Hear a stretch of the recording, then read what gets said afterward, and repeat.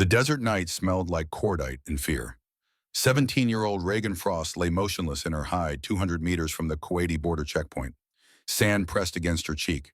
The M40A1 sniper rifle felt heavier than it should, but her father had taught her that weight was just another variable to master, like wind or distance, or the tremor in her hands that came from being old enough to kill, but too young to vote. Through the scope, she counted 8 Iraqi soldiers moving through the checkpoint ruins. They moved with the confidence of men who believed the war was ending, that the Americans were pulling back, that this stretch of desert belonged to them again. They were wrong on all 3 counts. 300 meters beyond the checkpoint, 6 United States Marines lay pinned behind a burned-out M1 Abrams tank. The friendly fire incident had happened 40 minutes ago, and A-10 Warthog had mistaken their position for enemy armor in the smoke and confusion. The cannon fire had torn through their Humvee, killed their driver, wounded 3 others. Now they were trapped, bleeding out in the sand, while Iraqi forces closed the net. Reagan's radio crackled. The voice was American rough with pain and sand. "Angel, this is Viper 6. We've got maybe 10 minutes before we're overrun. 3 wounded, can't move. If you've got a miracle in that rifle, now would be the time." She recognized the voice. Corporal Declan Hartley, 31 years old, Force Recon Marine. Her father had worked with him during the El Salvador operation 6 years ago, back when Reagan was learning algebra and her father was teaching death.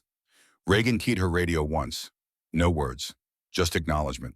Her father's voice played in her memory like a recording worn smooth by repetition. Patience beats aggression every time. Let them think they've won, then take that belief away. The first Iraqi soldier stepped into her crosshairs at 0237 hours.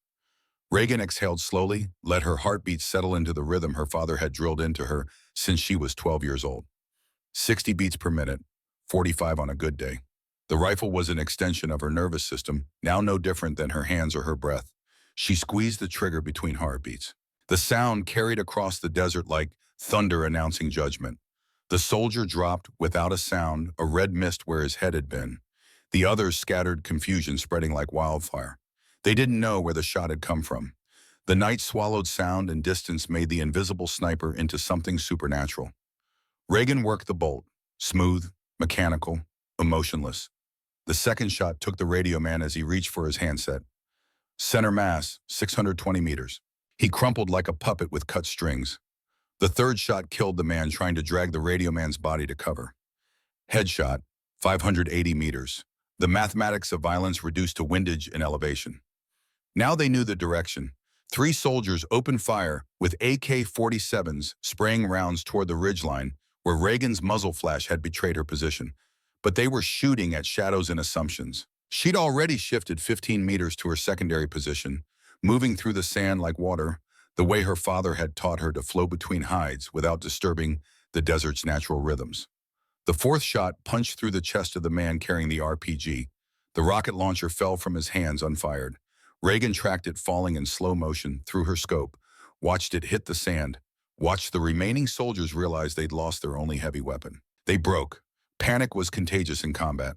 Reagan had learned that in training, shooting targets that bled red paint and fell down when you hit them right. But this was different. This was watching human beings make the calculation between fighting and surviving, watching them choose survival and turn to run. She gave them no mercy. The fifth shot took a fleeing soldier in the back at 720 meters. He went down hard, screaming. The scream carried across the desert, high and terrible. The sixth shot silenced him. The remaining 2 soldiers made it almost 50 meters before Reagan's 7th and 8th shots ended their retreat. Both headshots, both clean, both permanent. Silence returned to the desert like a guest who'd never really left. Reagan stayed in her hide for another 90 seconds, scanning for additional threats. Her training demanded that Mom, Ghost Frost, her father, had beaten that discipline into her over 5 years of desert training in Arizona. Never assume the job is finished. Dead men have killed the careless. The radio crackled again. "Angel, this is Viper 6. Hostile contact eliminated." Jesus Christ. 8 targets, 8 kills. Who the hell are you? Reagan didn't answer. She broke down her hide with practiced efficiency, erasing evidence of her presence. The M40A1 went into its drag bag. The empty brass casings went into her pocket. Even her body's impression in the sand got smoothed away with a dead branch. She moved toward the checkpoint like a ghost keeping an appointment with the living. The Marines had dragged their wounded behind the tank's hulk. Reagan approached from the east, staying low, her movements economical. She'd learned long ago that wasted motion was just another way to get killed. Hartley saw her first. He was applying pressure to another Marine's chest wound with hands that trembled from blood loss and adrenaline depletion. His right leg was torn up from shrapnel field dressing, already soaked through. He stared at Reagan like she was a hallucination, something the desert heat and blood loss had conjured. "You're a kid." Reagan knelt beside the wounded Marine without responding. Sergeant Marcus Brennan, 26 years old, sucking chest wound, the kind that killed you in stages if you didn't know what you were doing. She knew what she was doing. Her aid bag came out smooth and fast, chest seal, hemostatic gauze, pressure bandages. The supplies were civilian-grade, nothing military issue. Her father had told her that deniable assets didn't carry anything that could trace back to the American government. "You're just a kid," Hartley said again. His voice carried shock wrapped in disbelief. Reagan worked without speaking. She cleaned the wound, applied the chest seal during Brennan's exhalation, checked for tension, pneumothorax. The Marine's breathing was labored but stable. He'd live if they got him to a field hospital in the next 2 hours. "What's your name?" Hartley asked. Reagan looked at him for exactly 2 seconds. Her eyes were gray like winter storms old beyond their 17 years. Then she went back to treating Brennan's wound. "They call her Angel," one of the other Marines said. He was applying a tourniquet to his own leg with shaking hands. "I heard the officers talking. CIA asset off the books. She's not supposed to exist." "Angels are supposed to have wings," Hartley said. His words were starting to slur. Blood loss and shock making decisions his brain couldn't override. "You're just a kid with a rifle." Reagan finished treating Brennan and moved to Hartley. His leg wound was worse than he'd admitted. The shrapnel had torn through the femoral region, missed the artery by maybe 2 centimeters.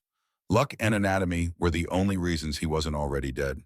She worked fast, cleaned the wound, packed it with combat gauze, applied pressure until the bleeding slowed to something manageable. "Your father teach you that?" Hartley asked. His eyes were starting to glaze. Reagan met his gaze again. "Everything." It was the only word she spoke that night. The medevac helicopter arrived 13 minutes later. The distinctive thump of rotor blades cutting through desert air sounded like salvation, arriving late but arriving nonetheless.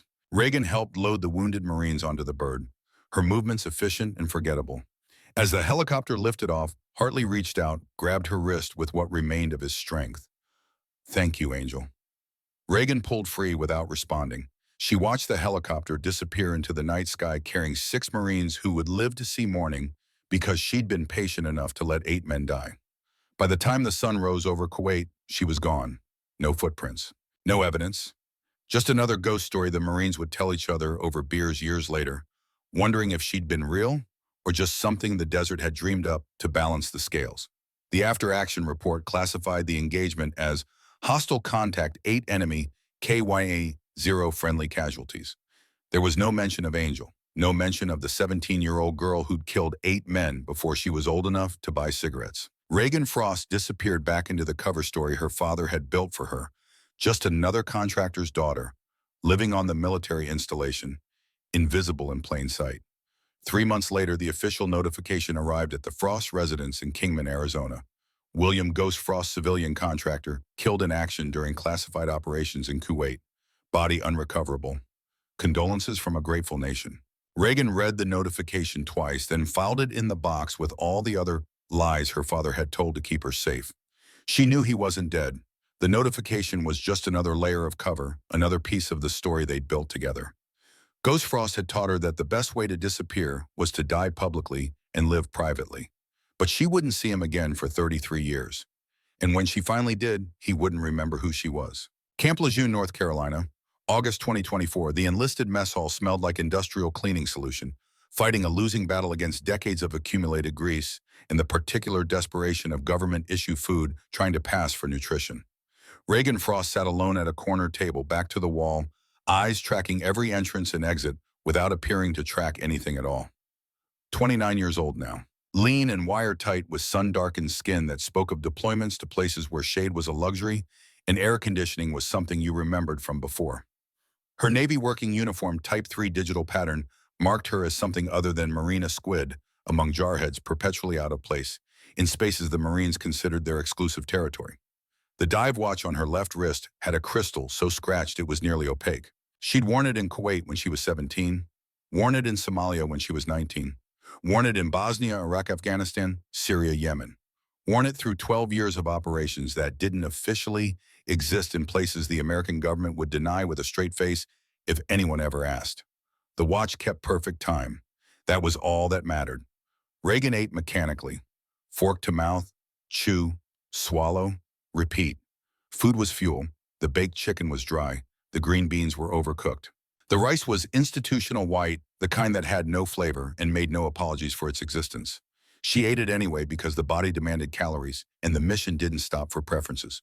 She'd been at Camp Lejeune for 2 months, liaison assignment with the G2 intelligence shop. The kind of posting that existed on paper but meant nothing in practice. A placeholder position for operators who needed to disappear from the forward edge for a while to decompress or break down or remember what it felt like to sleep without a rifle within arm's reach. Reagan wasn't decompressing. She was barely holding together. Lieutenant Ash Sullivan's death had happened 8 months ago. Ramadi, routine convoy, IED on a road that had been swept twice that morning. The kind of death that seemed insignificant compared to the 72 hours they'd survived together in Helmand 3 years earlier, pinned down in a compound that should have been their tomb. The promise she'd made him still echoed like a recording she couldn't stop playing. If we make it out of this, I'll stop being a weapon. I'll try to be human again. They'd made it out. She'd kept half the promise. Stopped being a weapon. But being human was harder than she'd expected. Turned out you couldn't just flip a switch and rewire 12 years of training that had made threat assessment and violence calculation into unconscious reflexes. The mess hall was loud, silverware scraping plates, conversations overlapping in that peculiar military white noise, boots scuffing on floors that never looked clean no matter how much bleach got poured on them. 173 people in the space. Reagan had counted them without thinking about counting them. 47 Marines, 18 sailors, 3 civilian contractors. The rest were a mix she'd categorized and dismissed as non-threats within the first 30 seconds of entering. She was on her second bite of chicken when Corporal Cole Brennan decided to make her his problem. Reagan saw him coming, 24 years old, 6'1", maybe 215 pounds of gym muscle packed onto a frame that moved with the aggressive confidence of someone who'd never been truly tested. High and tight fade haircuts sharp enough to cut paper, jaw clenched like he was perpetually biting down on something that tasted like disappointment. 2 other Marines flanked him, Wade and Garrett, both lance corporals, both followers looking for someone to tell them they mattered. Reagan's hands kept moving, fork to mouth, mechanical. But her pupils dilated and contracted in the space of a single breath, her nervous system making calculations her conscious mind didn't need to acknowledge. Brennan's approach vector, 3 meters and closing, right hand clenched, left loose, weight favoring his right leg. Probably an old football injury, the knee that never quite healed right. Distance to exits, primary 12 meters northeast, secondary 8 meters southwest, tertiary kitchen service entrance 6 meters east but through obstacle terrain. Improvised weapons within reach. Fork tines up. Tray edge aluminum composite sharp if swung correctly. Water glass heavy bottom, effective bludgeon, or if broken a cutting implement. Chair leg if separated from base 22 inches of leverage. All of this processing happened in less than 2 seconds. Muscle memory written so deep that conscious thought never entered the equation. Brennan stopped beside her table. His shadow fell across her tray like an accusation. Squid. Reagan didn't look up. She took another bite of chicken, chewed, swallowed. I'm talking to you. She set her fork down with deliberate care, looked up at him with eyes that showed nothing. Not fear, not anger, just evaluation. Clinical and cold. Brennan's jaw clenched tighter. He'd been expecting something, tears maybe, submission, some acknowledgement that he mattered, that his presence demanded response. Navy doesn't belong in Marine mess halls, he said. Loud enough that conversations started dying around them. Loud enough that heads turned. Loud enough that this was about audience now, about performance, about proving something to the room that Brennan needed, proven more than Reagan needed to breathe. Reagan held his gaze for exactly 3 seconds. Not long enough to be a challenge. Not short enough to be fear. Just long enough to make the assessment her training demanded. Threat level minimal. Emotional response high. Tactical capability low. Probability of escalation 93%. She started to stand to remove herself from the situation before it became something that required official reporting and official responses. Brennan's hand hit her shoulder hard. Open palm strike full force meant to drive her back down into the chair, or send her stumbling forward into the table. Reagan's tray clattered to the floor. Baked chicken scattered. Green beans rolled across linoleum worn smooth by decades of boots and broken men. White rice spread in a fan pattern that some part of her brain registered as matching the dispersion pattern of buckshot at 7 meters. The mess hall went silent, not gradually, all at once, like someone had thrown a switch and killed every conversation simultaneously. Reagan stood slowly, brushed rice off her uniform with hands that didn't shake. Her breathing didn't change. 60 beats per minute, steady as a metronome counting down to something nobody else could hear. She looked at Brennan again. Same clinical evaluation. Same cold assessment. In the 2 seconds of eye contact, Reagan's training presented her with 14 different responses. 7 would end with Brennan unconscious. 4 would end with him hospitalized. 3 would end with permanent damage that would require medical discharge. She chose option 15, the one her father had never taught her because Ghost Frost had believed that walking away was just another way of dying slowly. Reagan turned and walked out, boots measured on tile, shoulders square, back straight, the kind of control that suggested violence wasn't something foreign to her, just something she was actively choosing not to employ. The mess hall stayed quiet for another 5 seconds after she left. Then the noise returned, but muted, subdued, wrong. Like everyone recognized they'd just witnessed something they didn't understand, something that lived in the space between what happened and what could have happened. Brennan stood there with his fists still clenched, waiting for validation that didn't come. His boys, Wade and Garrett, looked at him with expressions that suggested the victory didn't feel like winning. From across the mess hall, Master Gunnery Sergeant Declan Hartley watched it all with eyes that had seen 33 years of this particular pattern play out in dozens of mess halls across 3 decades of service. He recognized something in the way Reagan moved, the situational awareness, the economy of motion, the way she'd scanned the entire room before sitting down, choosing the corner table with her back to the wall, the table that gave her lines of sight to every entrance and exit. That wasn't training. That was something else, something earned in places where mistakes got you killed. Hartley stood slowly, his 64-year-old knees protesting the movement. He'd taken shrapnel in the right leg 33 years ago in Kuwait. Friendly fire from an A-10 that had mistaken his position for enemy armor. The wound had healed, but the memory hadn't. Neither had the image of a 17-year-old girl with gray eyes treating his wounds, while 8 dead Iraqi soldiers cooled in the desert night. He'd spent 33 years wondering if she'd been real or just something the blood loss and morphine had conjured. Wondering if the CIA really deployed teenage girls with sniper rifles. Wondering if Angel had been a call sign or a description. Now he was looking at Petty Officer First Class Reagan Frost walking out of the mess hall with that same economy of movement, that same dangerous calm, and Hartley felt something cold settle in his gut. Not concern for her, concern for what happened next. Because in his experience, people who moved like that only tolerated so much before they stopped tolerating anything at all. Hartley left his tray on the table and followed Reagan out. He didn't hurry, didn't draw attention. Just moved with the steady purpose of a man who'd learned long ago that the most important conversations happened in the spaces between official duties. He found her outside behind the mess hall, standing in the narrow alley between buildings where Marines went to smoke cigarettes and Marines went to hide from responsibilities they couldn't face. She wasn't smoking, just standing there with her hands at her sides, staring at the brick wall like it held answers to questions she hadn't asked yet. Petty Officer Frost. Reagan turned. Her hand moved toward her waistband before conscious thought could stop it.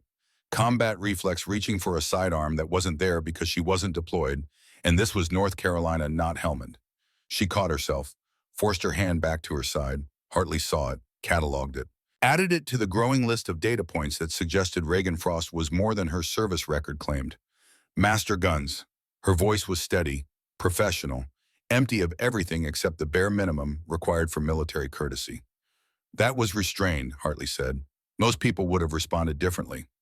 Most people aren't trying to keep promises to dead men. The words came out flat, factual, like she was reading from a report instead of talking about something that mattered. Hartley nodded slowly. I saw what you didn't do in there. That takes more discipline than what you could have done. Reagan didn't respond, just kept looking at him with those gray eyes that were too old for 29 eyes, that had seen things Hartley recognized because he'd seen some of the same things in different deserts under different circumstances. Kuwait, Hartley said.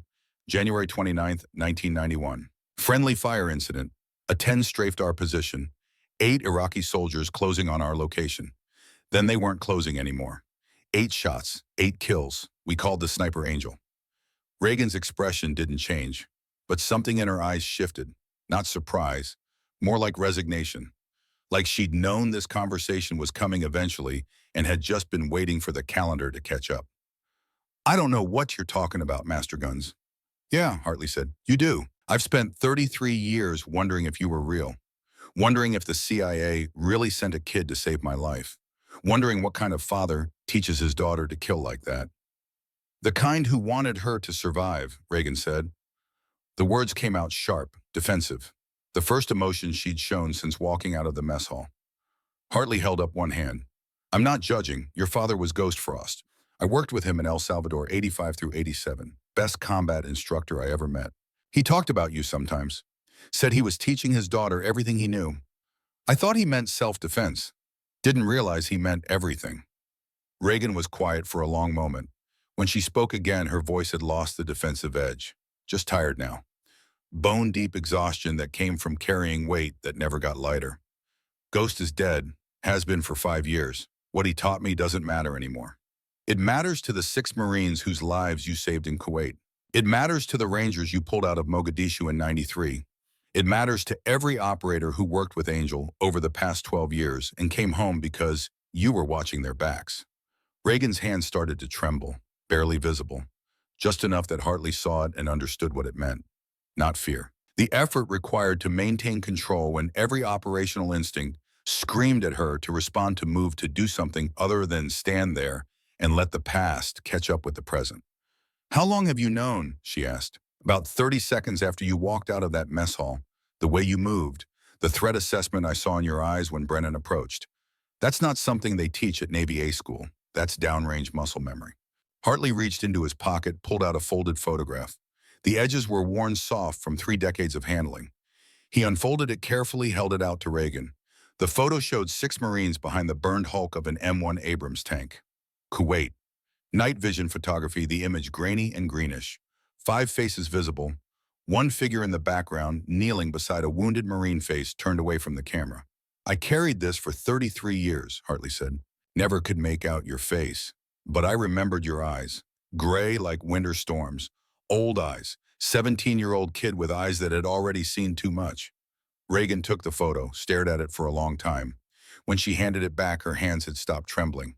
That girl died in Kuwait, Master Guns.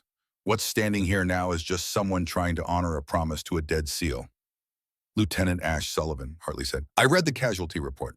Ramadi, IED, I'm sorry. Sorry doesn't bring him back.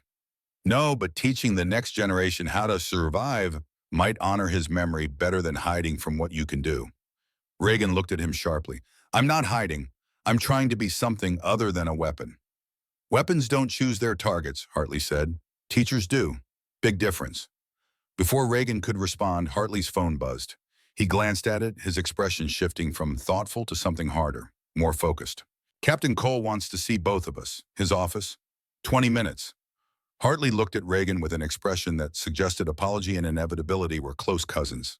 I think your cover is about to get complicated. Building 352, G2 Intelligence Shop. Captain Ryan Cole's office smelled like coffee that had been reheated too many times and the particular stress that came from managing classified information in an unclassified building. Reagan stood at attention in front of his desk.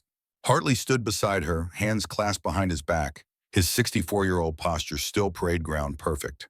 Cole was 38, prior enlisted, force recon before he'd commissioned.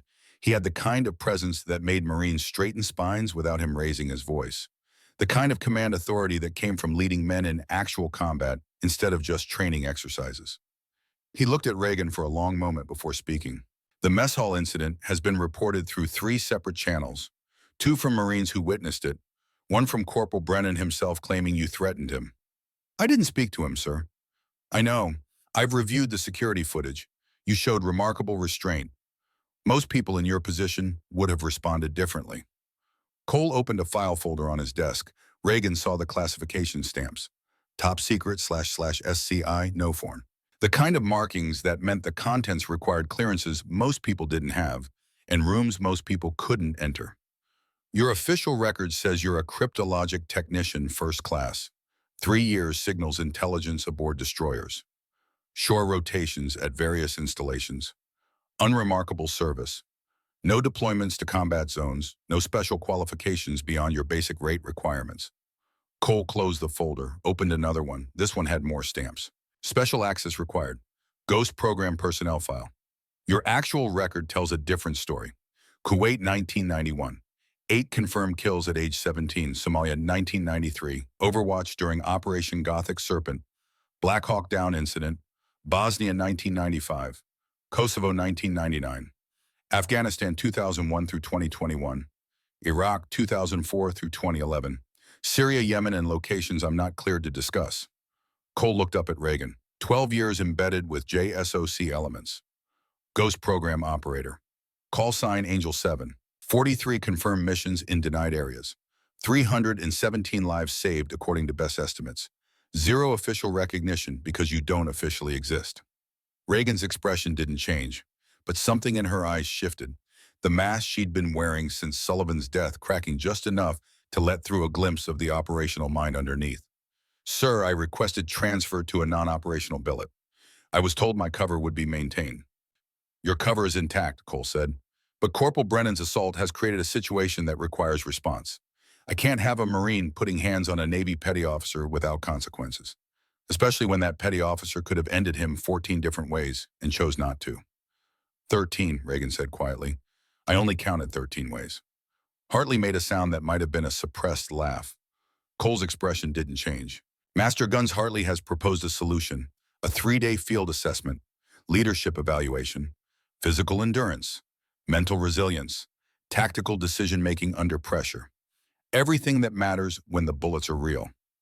You want me to evaluate Marines, sir? I want you to teach them the difference between thinking you're dangerous and actually being dangerous. Brennan has been vocal about warrior culture and standards. This assessment will test whether his talk matches his walk. Reagan was quiet for a moment.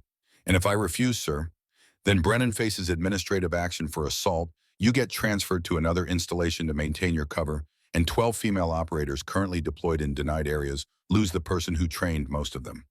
Cole leaned forward. You requested transfer to get away from operations. I understand that. But teaching the next generation how to survive isn't the same as operating. It's passing forward what you learned. That's the harder mission. Reagan looked at Hartley. The old Marine met her gaze with an expression that suggested he understood what she was being asked to do and why it mattered.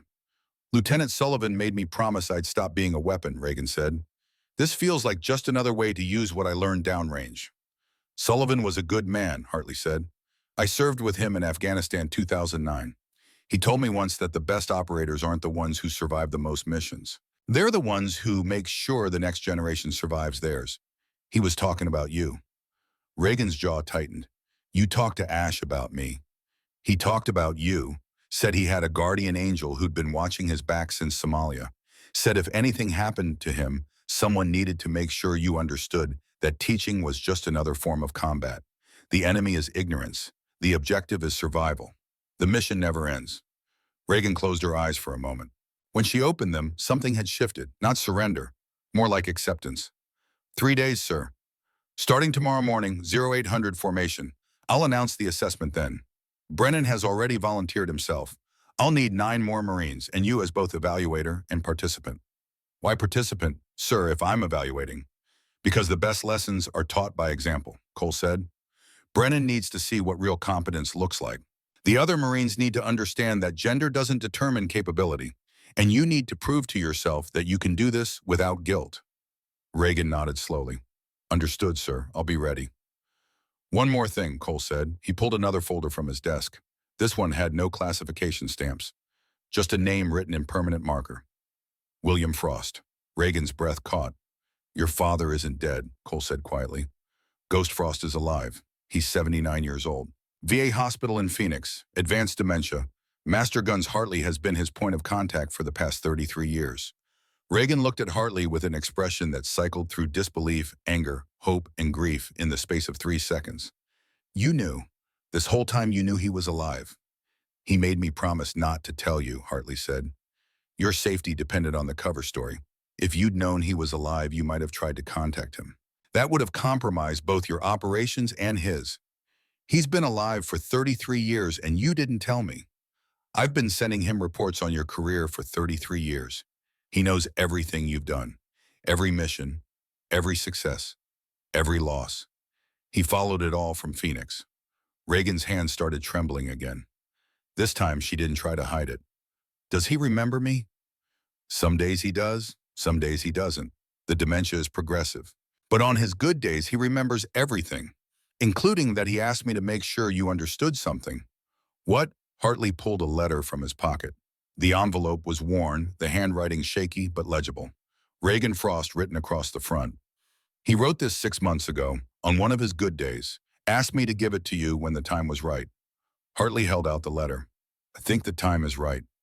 Reagan took the letter with shaking hands. She didn't open it. Just held it like it might disappear if she wasn't careful. This assessment, she said, it's not just about Brennan, is it? No, Cole said. It's about you. Hartley thinks you're ready to transition from operator to instructor. I agree, but you need to prove it to yourself first. 3 days. Show these Marines what you can do. Then decide if teaching is worth doing. Reagan looked down at the letter in her hands, her father's handwriting. Proof that he'd been alive all this time, watching from a distance, unable to break cover even when the missions ended, and the wars moved on without him. I'll do the assessment, she said, but after that I'm going to Phoenix, to see him, before the dementia takes the rest. Agreed, Cole said. After the assessment, you'll have 2 weeks leave. Hartley will go with you. He knows Ghost better than anyone else alive. Reagan nodded. She tucked the letter carefully into her pocket next to her heart, where the weight of it would remind her that some debts transcended death and some promises outlasted the people who made them. Dismissed, Cole said. Reagan and Hartley left the office together. They walked in silence until they reached the parking lot, the North Carolina sun beating down with the kind of heat that made you remember why the South had a reputation for moving slowly. The letter, Reagan said.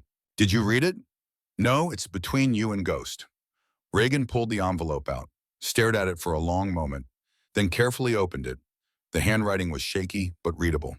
Ghost Frost had written it during one of his lucid periods, the words carrying the weight of 33 years of silence and separation.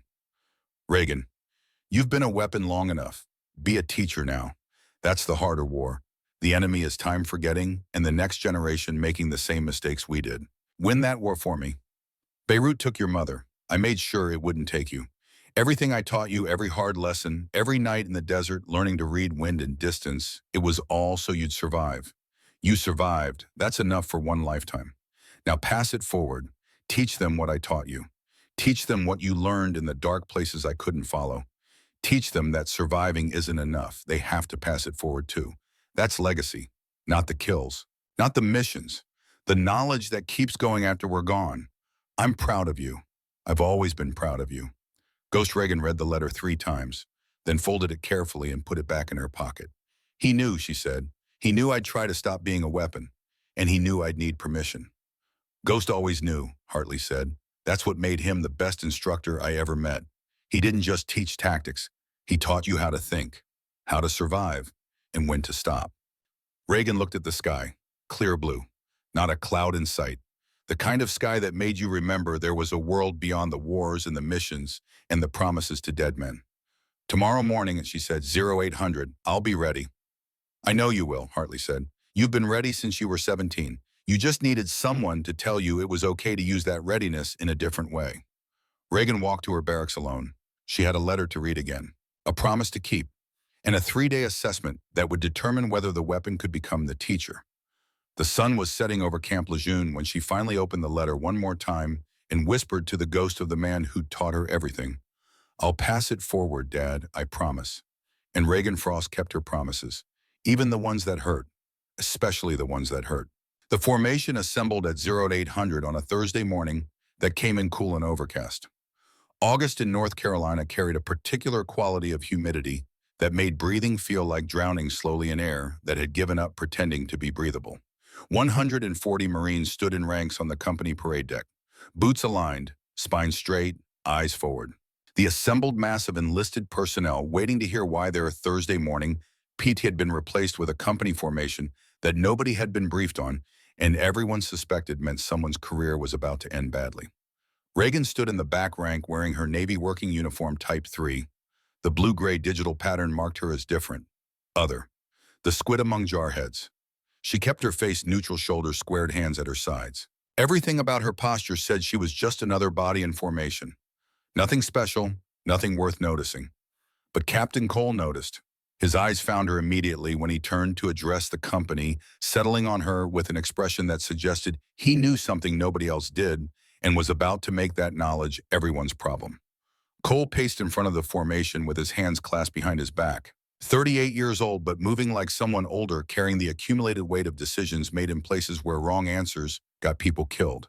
Prior enlisted, Force Recon, the kind of officer who'd earned his commission through blood and time instead of college applications and family connections.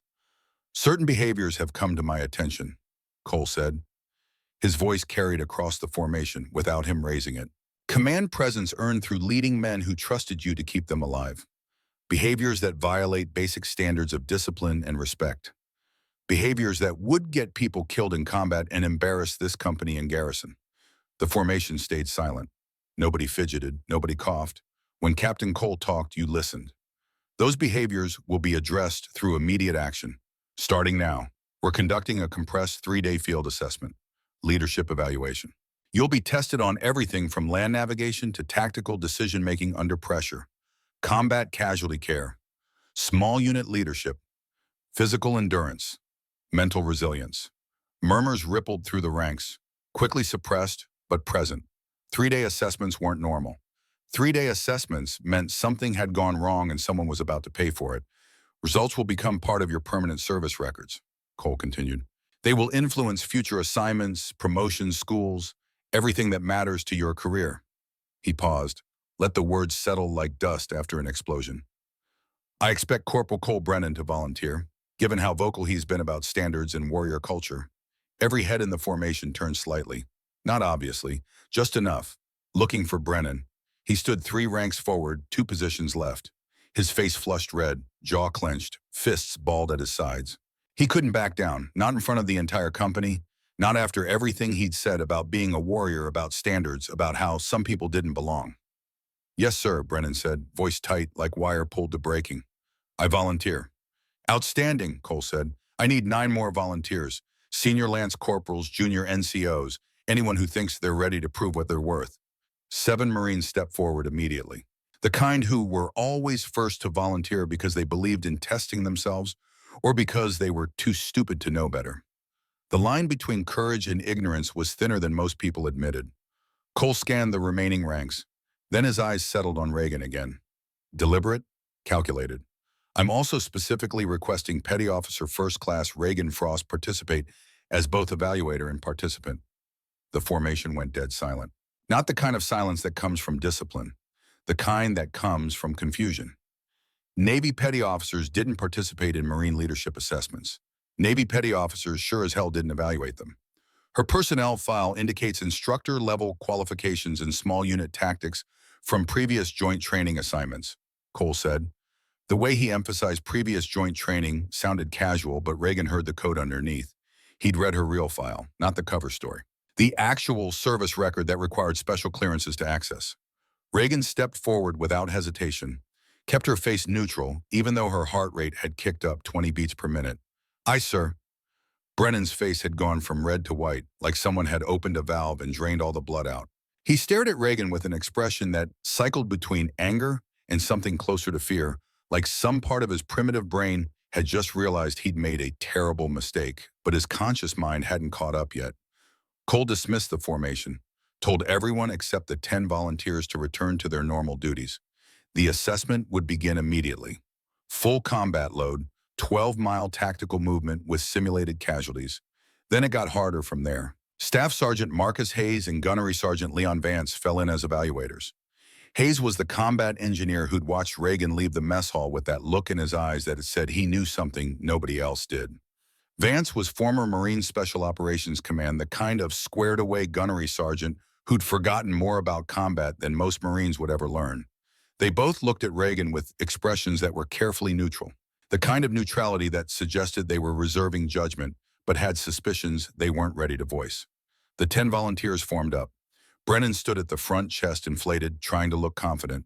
2 of his usual crew, Wade and Garrett, flanked him. They'd laughed when he'd shoved Reagan in the mess hall. They weren't laughing now. They looked nervous. Reagan stood near the back. She'd cinched her pack down tight, adjusted her load-bearing vest, checked her boots. Everything done with the kind of practiced efficiency that suggested she'd done this before many times in places where getting your gear right meant the difference between mission success and body bags. Master Gunnery Sergeant Hartley appeared from the company office. 64 years old, but still moving like a man who remembered what it felt like to hump a ruck across hostile terrain when every step mattered and quitting meant dying. "Listen up," Hartley said. "This assessment starts now and doesn't stop for 3 days. You will be evaluated on every decision you make, every word you speak, every action you take. Your performance will determine whether you're qualified to lead Marines in combat or whether you're just good at talking about combat." He looked directly at Brennan. Let the silence stretch. "Move out." The 12-mile route cut across varied terrain. Paved road for the first 2 miles, then dirt trail through pine forest, then no trail at all. Just sandy soil that shifted under boots and made every step cost more energy than it should. Brennan immediately set a hard pace. Aggressive, trying to establish dominance through speed. His 2 crew members kept up. The other Marines fell in behind, settling into the rhythm of the hump, the familiar misery of carrying weight across distance. Reagan stayed in the middle of the pack, not leading, not falling behind, just moving with that efficient economy of motion that came from carrying weight across hostile terrain where speed mattered, but endurance mattered more. Her breathing stayed steady, 60 beats per minute, same rhythm her father had drilled into her when she was 12 years old running the Arizona desert with a weighted pack, while Ghost Frost followed in a truck timing her splits and cataloging her mistakes. By mile 4, the terrain had transitioned from trail to pure backcountry, pine forest and sandy soil. The temperature was climbing, humidity building, sweat soaked through uniforms, pack straps dug into shoulders. The weight that felt manageable at mile 1 felt crushing at mile 4. Brennan was still pushing hard, but his form was deteriorating. Shoulders hunched forward, stride shortened, breathing ragged. He was strong, nobody could question that. But strength without efficiency was just a countdown to failure. Reagan tracked him with peripheral vision, watched his gait pattern change, watched the micro-adjustments his body made to compensate for fatigue, watched him start to break down in real time. At mile 5, Staff Sergeant Hayes stepped out from behind a pine tree wearing a red vest marked casualty. "IED strike," Hayes announced. His voice carried the flat authority of someone who'd seen real IED strikes and knew the difference between simulation and survival. 2 wounded, 1 critical, 1 deambulatory. Limited time before follow-on attack. "What do you do?" Brennan rushed forward immediately. Tried to perform a fireman's carry on Hayes. Wrong technique, wrong application. He was treating this like a gym exercise instead of a tactical problem. No consideration for whether moving the casualty would worsen injuries. No assessment of the tactical situation. No security established. He was gassing out. You could see it in the way his legs trembled, the way he had to set Hayes down after 20 meters because his strength was failing. Reagan watched for 10 seconds, then stepped forward. "Permission to demonstrate proper tactical casualty drag, Staff Sergeant." Hayes looked at her, then at Hartley, who was observing from 30 meters back. Hartley nodded once. "Proceed, Petty Officer." Reagan knelt beside Hayes. When she spoke, her voice was calm, instructional, the tone of someone who'd done this for real when the casualty was actually bleeding and the follow-on attack was actually coming. "In a real IED strike, you assume secondary devices or enemy observation. Speed matters, but so does technique." Her hands moved as she talked, demonstrating without rushing. "First priority is move the casualty to cover, not carry, drag. Preserves the spine, protects the airway, and you can do it when you're exhausted." She demonstrated, grabbed Hayes' load-bearing vest by the drag handle, kept low, pulled him 20 meters to a depression behind a fallen log that provided cover and concealment. The whole movement took 15 seconds. Smooth, controlled, no wasted energy. "Second priority is assessment," Reagan continued. "Check breathing. Check massive hemorrhage. Check for tension pneumothorax. In that order. Everything else waits." Hayes was watching her with narrowed eyes. So was Gunnery Sergeant Vance. They recognized something in her movements, something that went beyond training. This was muscle memory, operational experience, the kind that only came from doing it for real when mistakes meant death. "This technique kept a Marine alive in Kuwait, 1991, Reagan said. Her voice hadn't changed, but something in her eyes had. Remembering. Sucking chest wound, friendly fire. I held pressure for 40 minutes until medevac arrived.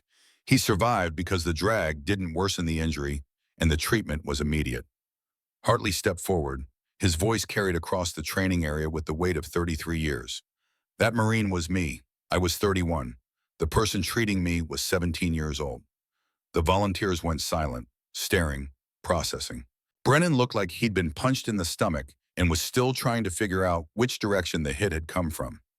Hartley let the silence stretch. Then, continue movement. They continued. Mile 6, mile 7. The second Marine dropped out. Heat casualty. He'd been pushing too hard trying to keep up with Brennan's aggressive pace, and his body had quit. They left him with water and a safety observer and kept moving. By mile 8, Brennan's form was completely broken. He was survival shuffling now, just putting one foot in front of the other through sheer stubborn refusal to quit. His crew members weren't much better. Wade was still functional but struggling. Garrett looked like he was about to vomit. Reagan hadn't changed pace once, hadn't altered her breathing, hadn't adjusted her stride. She moved like someone who'd done this, carrying heavier loads across worse terrain in places where falling behind meant getting left behind permanently. At mile 10, the third Marine dropped, then the fourth. Bodies don't negotiate. When they're done, they're done. By mile 12, only 6 of the original 10 were still functional. Brennan finished barely, bent over with his hands on his knees, dry heaving, looking like death warmed over and then cooled back down. His crew members collapsed on the ground. 3 other Marines were in similar shape. Reagan walked across the finish line looking like she was ready for another 12 miles. She found shade, drank water with measured sips, stretched methodically, waited. Hayes walked over to Vance. They stood close enough that their conversation wouldn't carry, but Reagan could read their body language. The way Hayes gestured, the way Vance nodded slowly, the way they both looked back at her with expressions that had shifted from evaluation to recognition. They knew, or at least they suspected. You didn't move like that without operational experience. You didn't maintain that kind of efficiency without having done it in places where movement was real and consequences were permanent. Hartley gave them 15 minutes to hydrate and recover. Then he announced the next evolution: tactical problem solving, building clearance, limited intelligence. You'll need to plan and execute. This is where things get interesting. Building 1134 was a concrete structure left over from the 1960s built for urban combat training before the Marine Corps realized that Iraq and Afghanistan didn't look anything like the training facilities they'd constructed during the Cold War. 3 stories, multiple rooms, narrow corridors, the kind of environment where everything could go wrong in the span of a single heartbeat. Brennan immediately tried to take charge. He was standing now, still breathing hard, but trying to project authority through volume and confidence. Okay, listen up. We need to move fast. Speed and aggression. That's how you win. He started issuing orders based on action movies instead of doctrine. Reagan recognized the pattern. She'd seen it before in young operators who confused Hollywood with reality, who thought violence was about volume instead of precision.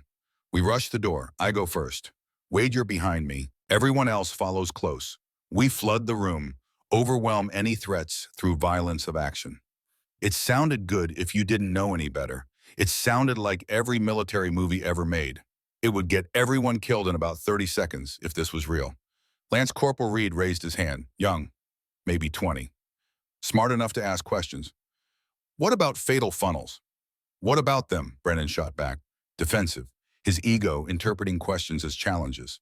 Doorways are fatal funnels. We stack up outside the door, we're bunched. One grenade kills everyone. We rush through the door, we're silhouetted, makes us easy targets.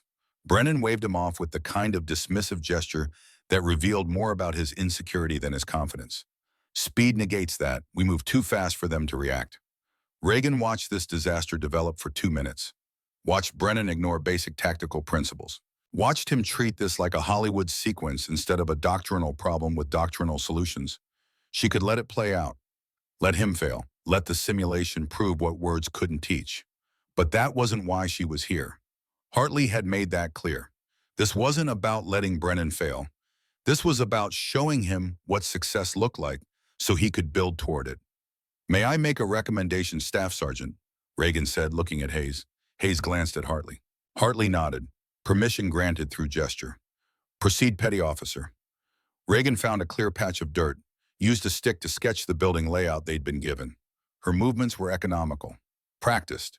The stick moved across dirt like a rifle barrel, tracking targets. Four-man stack on the left side of the door.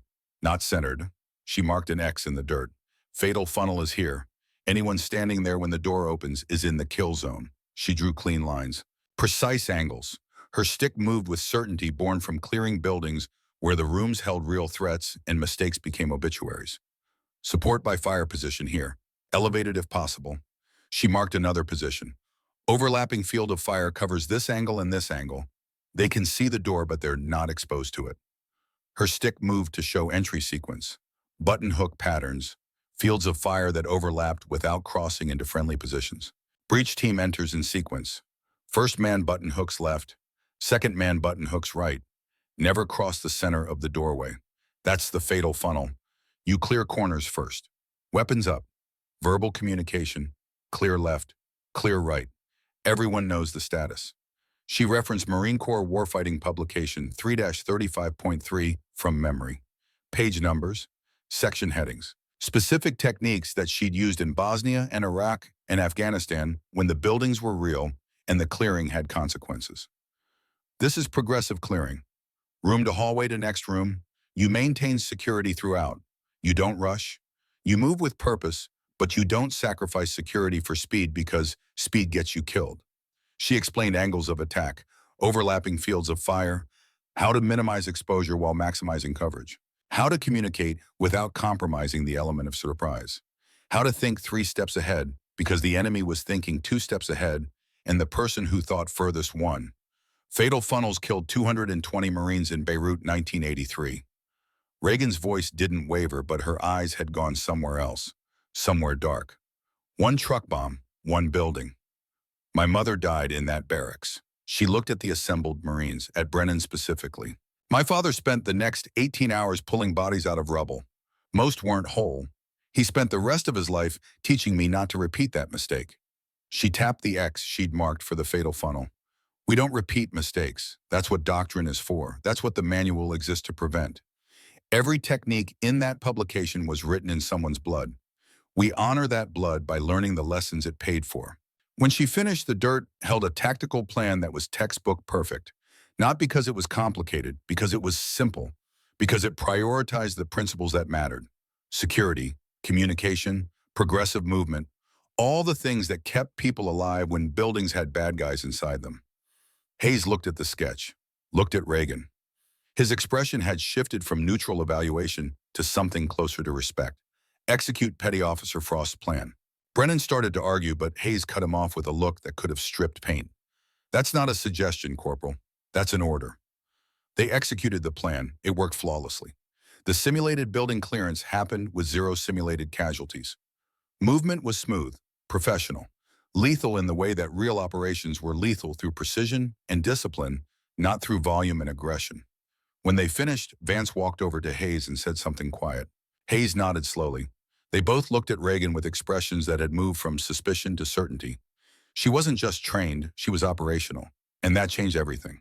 Hartley called a halt, gave them 30 minutes to eat and hydrate before the next evolution.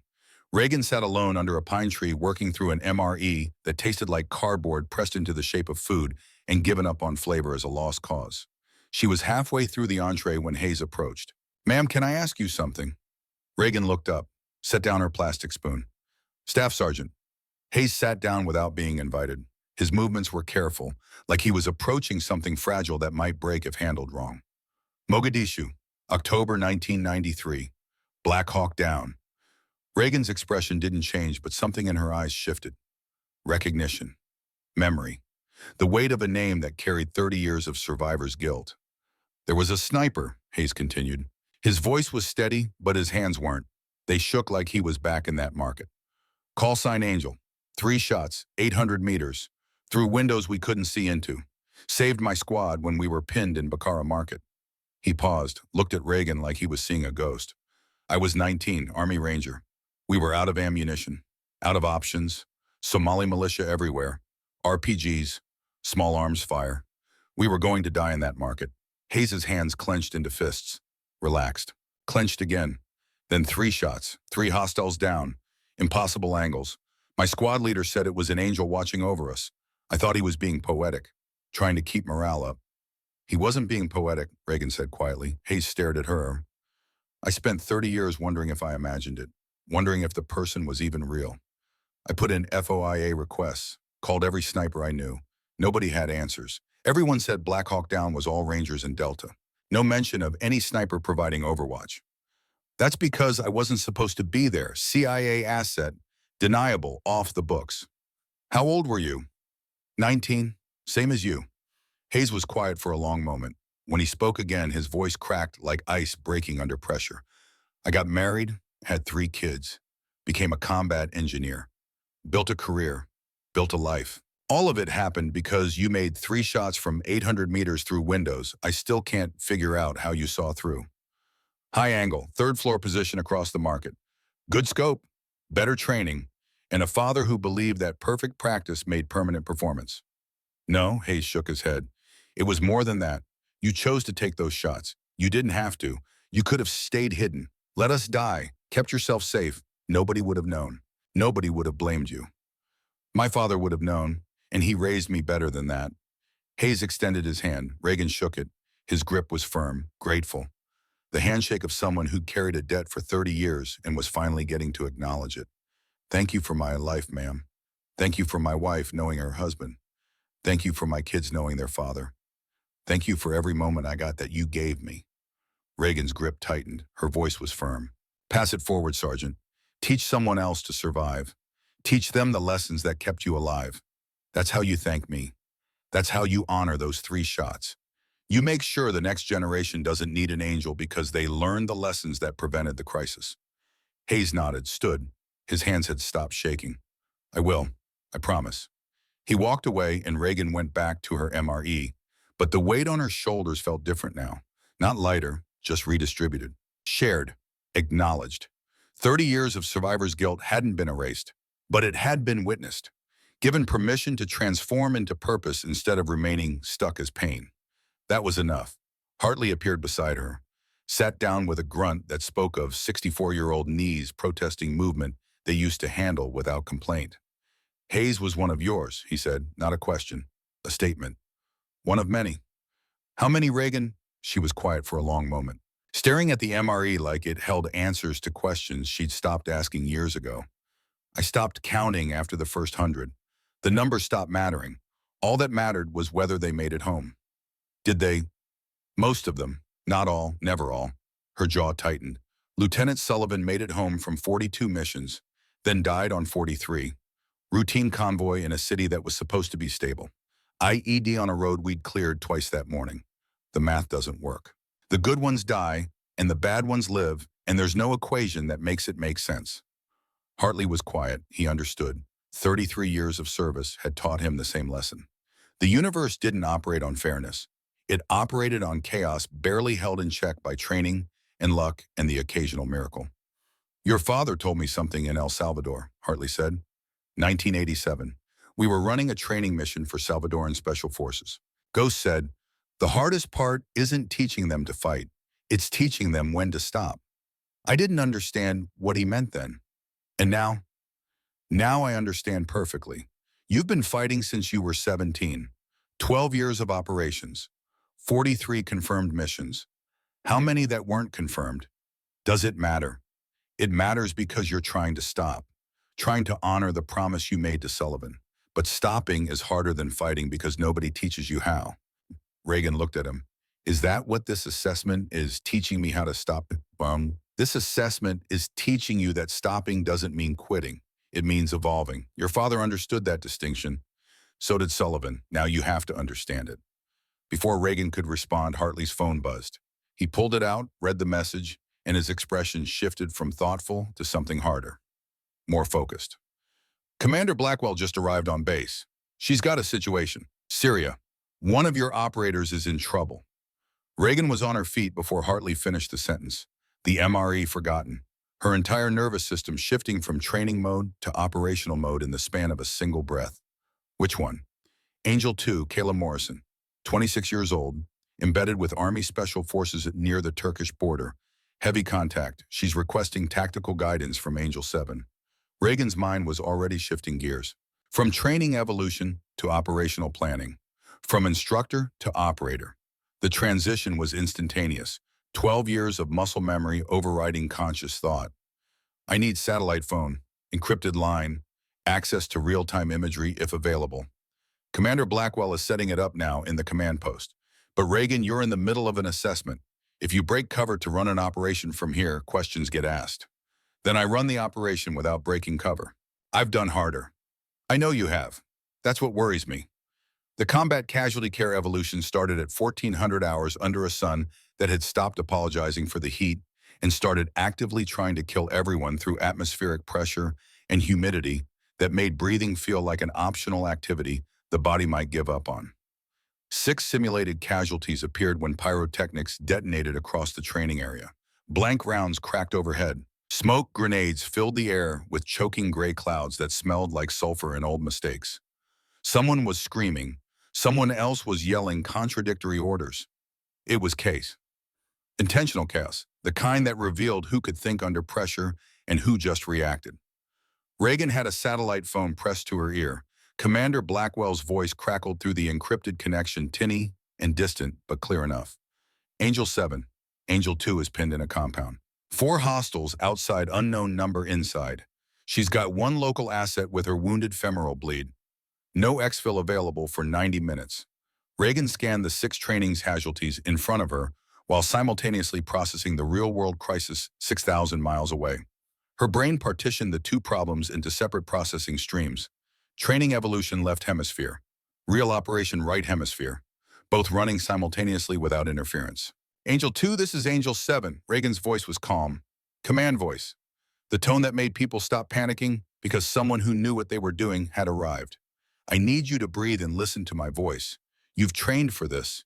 You've got this. She walked toward the training casualties while talking. Her eyes tracked the simulated wounded while her mind tracked the real crisis in Syria. First priority, tourniquet on your asset, high and tight on the thigh. Use your rigger's belt if you don't have a cat. Twist until bleeding stops. Mark the time on his forehead with his blood. You have 2 hours before you worry about the limb, life over limb, always. Reagan knelt beside casualty 1, the simulated tension pneumothorax. She checked for tracheal deviation, distended neck veins. Both present. Garrett maintained covering fire from that berm. 3 round bursts, conserve ammunition. You're protecting us, not winning the firefight. She positioned the chest seal while still talking into the phone. Angel 2, once your asset is stable, assess your tactical situation. 4 hostiles outside. What are their positions? Reagan applied the chest seal during the casualty's exhalation. Created a one-way valve, air out not in, monitored for signs of pressure buildup. This is tension pneumothorax, she said to the watching Marines while simultaneously processing Angel 2's response about hostile positions. Air trapped in chest cavity, collapses the lung, compresses the heart. He dies in minutes without treatment. She smoothed the chest seal edges, checked the seal integrity. Brennan, you were going to apply this without checking for tension first. That would have killed him. Seal without decompression just adds more pressure. Basic tactical combat casualty care. Into the phone, Angel 2 Northeast hostile is your primary threat. He's got the angle on your position. Can you reach the window on the 2nd floor? Reagan moved to casualty 2. The femoral bleed. Wade had attempted a tourniquet but placed it wrong. Too low. Wouldn't stop arterial bleeding. Tourniquet goes here. She repositioned it. High and tight on the thigh. Above the wound, not on the wound. Tighten until bleeding stops completely. She twisted the windlass, counted the clicks, felt the resistance. Tightened 2 more clicks past where Wade had stopped. Yes, it hurts. He lives. That's the trade. She grabbed a marker, wrote on the casualty's forehead in large letters, 1420 hours. Into the phone, good. 2nd floor window gives you overwatch on the northeast position. Take that hostile first. 1 shot, then shift to their vehicle. Disable it. They can't reinforce if they can't move. Reagan checked casualty 3. The traumatic amputation, lower leg, tourniquet already applied by one of the other Marines. She checked the placement, adequate. But she packed the wound anyway with combat gauze for good measure. Direct pressure on the wound, don't be gentle. Push until the bleeding stops or the gauze is gone. Whichever comes first. Into the phone. I'm hearing the shot. Good kill. Now the vehicle. Engine block or tires, your choice, but make it count. Casualty 4. Head injury. Unconscious. Reagan checked airway, breathing, circulation. All adequate for now. She rolled him into recovery position. Checked his pupils. Equal and reactive. Good sign. Monitor responsiveness every 5 minutes. Check pupils. If they become unequal or non-reactive, that's increased intracranial pressure. Nothing you can do in the field, but it tells you how fast you need to move for medevac. Into the phone. Vehicles down. Good. 2 hostiles remaining. They're going to make a decision now. Rush your position or withdraw. Which do you think? Reagan moved to casualty 5. Burns, face and hands. She couldn't do much in a field environment, but she could prevent shock and infection. Cool water if available, not ice. Don't break blisters. Cover with clean dressings. Treat for shock. That's all you can do until you get him to a burn center. Into the phone listening to Angel 2's tactical assessment. Agreed, they're withdrawing. Let them go. You've neutralized the threat. Don't create additional contact when exfil is 90 minutes out. Secure the compound. Treat your asset. I'll stay on the line. Casualty 6, abdominal evisceration. The worst of the simulated casualties. Reagan assessed quickly. In a real scenario, this was expectant. Likely to die regardless of treatment. But you tried anyway because sometimes unlikely wasn't the same as impossible. Don't push the organs back in. Cover with moist dressing. Treat for shock. That's all you can do. In a real scenario, this Marine needs a surgeon in the next 30 minutes or he's dead. Your job is to buy him those 30 minutes. She set the phone down for a moment, looked at the assembled Marines who'd been watching her work. That's how you treat mass casualties under fire. You triage first, treat second. You prioritize by severity, not proximity. You never panic because panic kills more people than bullets. And you accept that sometimes your best isn't good enough and people die anyway. That's not failure, that's mathematics. The entire sequence had taken 4 minutes. All 6 casualties treated. All critical interventions performed correctly. And she'd done it while blank rounds cracked overhead and pyrotechnics detonated, and she was simultaneously coordinating a real operation in Syria through a satellite phone. Hayes and Vance were staring at her, not with evaluation in their eyes anymore, with something closer to awe mixed with recognition. They'd seen operational tempo before. They knew what it looked like when someone's brain was running multiple crisis situations simultaneously and managing both without dropping either. Reagan picked up the satellite phone. Angel 2 status update. She listened, nodded. Her expression softened slightly. Relief bleeding through the operational mask. Good work. Asset is stable. Compound is secure.